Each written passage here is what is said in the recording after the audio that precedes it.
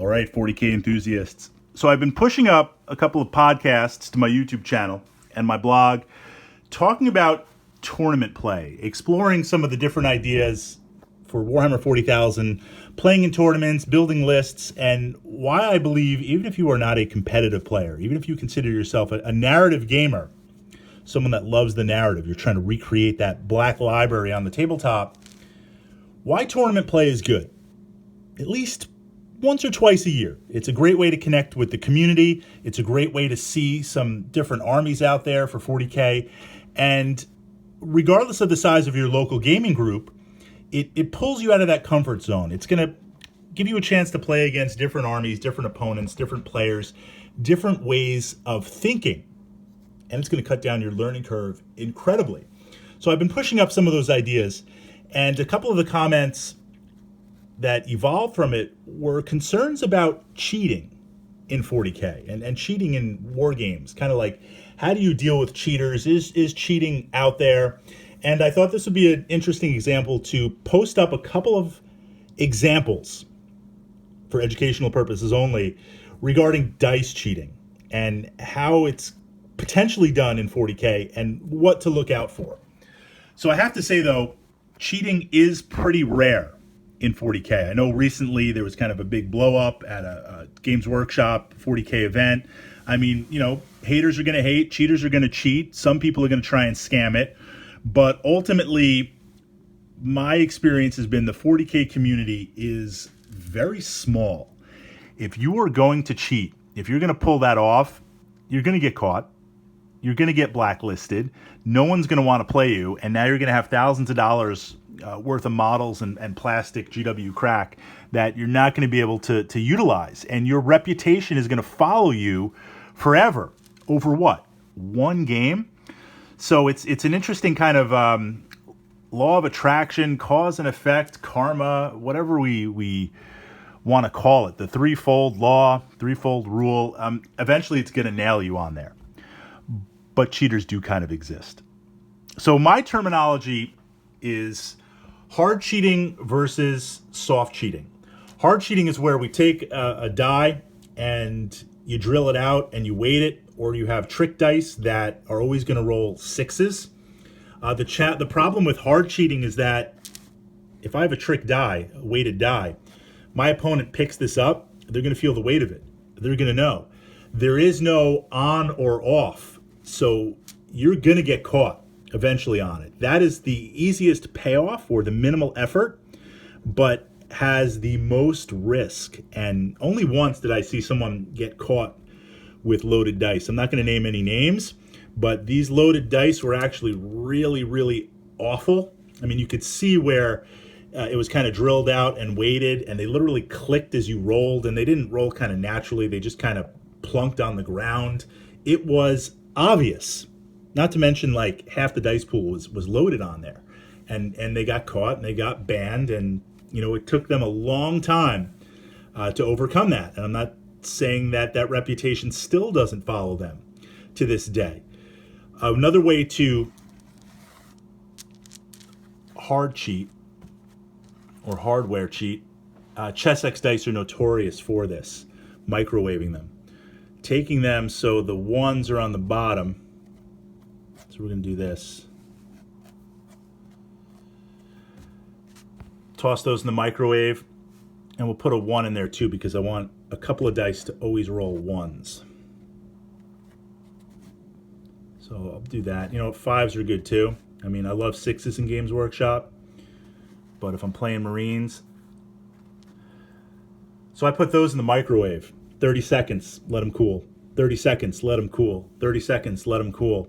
The core is going to heat up, and the cheap Chessex dice, these are GW dice. They're actually somewhat of a step above, but they're going to melt the core, and it's going to gradually weight them, pulling down, so that the 6s are going to roll, the 1s are going to roll.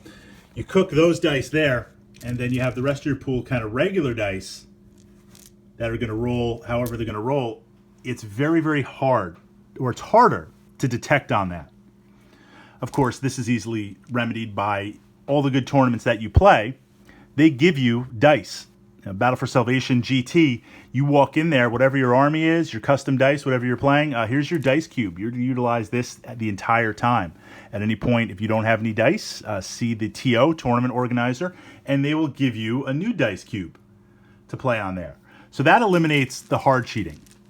Soft cheating is where things get interesting. And I say soft because you can turn it on and off, and it's kind of hard to detect with what's going on. And if you do get caught doing it, if a person does get caught, then hopefully if they have a silver tongue, they can now say, well, look, I didn't mean it. It was an accident. You know, we saw this with the cheating at the GW event, where the player was like, I didn't know I was nudging my units forward. I didn't know that I pushed this forward. No, you did know, but you kind of have that deniability on there. So it requires a little bit more skill. It requires a little bit more bravado on there. And my personal opinion is, if you're going to cheat me playing, I want to be entertained. I want it to be some soft cheating. I want you to have some guts here and kind of risk that. And certainly if you're investing in your cheating skills, well, okay, at least you put some work into it and you didn't insult my intelligence using loaded dice or cooked dice or something on there. Another trick for hardware cheating would be, you see these custom dice where a 6 represents, where you have like skulls or Dark Angel chapter symbols or the blood tier for the Blood Angels. What they'll do is they'll have a lot of 6s be, say, the Dark Angel symbol chapter, and a couple of dice will be mixed in that the 1s are also symbols. So what they'll say to their opponent is, oh, you know, 6 is a Dark Angel symbol, so that means it's 6s. But enough dice are mixed in that the 1s are also symbols. So you'll have the symbols on both sides and pull that. But even that can get you into trouble if your opponent, if he sees you and you never rolling 1s, because both the 1s and the 6s are symbols, there's that possibility on there. All right, soft cheating. So my Marines, I've got 5 Marines. Let's pull them forward here. They advance, whether I've combat squatted them down or maybe we've taken some losses. To kind of clear things out. So they're advancing, they're the shooting phase. I'm within 1, 2, 3, 4, 5. I'm within 12 inches, so I'm going to double tap, take my dice, 3s to hit, and now I'm ready to wound. That's the first example of cheating right there. While we're looking at the squad, and I'm taking dice from my dice pool, I counted out 1, 2, 3, 4, 5, right? 5 Marines. Well, I added in 2 more dice and I picked them up. I start rolling them. You can't see how many dice are in here. Keep them moving. Pull them out, then quickly get off those misses. Quickly get rid of those misses. Quickly take them off. And now be ready to start rolling wounds on there. So what you'll see is people that have a pool of dice over at the side of the table, and I'm not saying everyone does this. I mean, it's convenient to have a dice pool, especially with Games Workshop. 40K, you're rolling hundreds and hundreds of dice a turn. I'm playing my Cornate Army. I've got like a stack of dice here. You know, blood red, blood dice, no symbols. And you pull off. So it's like, okay, I'm going to shoot. My Marines are going to shoot. 1, 2, 3, 4, 5. I just pulled off 1 extra die on there. It's easy as you count the dice out to scoot in 1 or 2 more dice. Now, what difference is that really going to make? Over time, that's going to make a massive difference with what I'm shooting, especially if we're going against something like an HQ, where if I can nail them and just throw on a couple of wounds, it's going to make a huge difference with that. So adding to the dice pool is one way to do it. Another way to do it is, let's count out the 5 here. 1, 2. So here's how you get around that. This takes a little bit more time when you play 40K, but I think it's good dice etiquette to kind of lay out what you're shooting. 1, 2, 3, 4, 5. Here's the Marines that I'm shooting. I'll take those. 3s to hit. I'll pause for a second so my opponent can see. I will remove the misses. That's a fantastic roll. I'm almost really sorry I rolled that because I could use that in Tuesday's game. I'll pick these up and say, okay, now I need 4s for wounds. It's not bad either because this tac squad's on fire, combat squad. And then I'll leave these here. so my opponent can see and make their armor save. If I was shooting a special weapon, I would do, 1, 2, 3, 4, and maybe that's the special weapon. I would roll those dice separate, and I would keep the pool. That's a great hit right there. Roll to wound, 4s. Whatever this is. Wound you on 2s. Maybe different APs, different strength, different whatever on there. So letting your opponent see what's going on. Another way will be kind of fast rolling, where if you're rolling a lot of dice, so let's say I've got 1, 2, 3, 4, and I'm not cheating this time and adding more dice in 5, 6, 7, 8, 9, 10.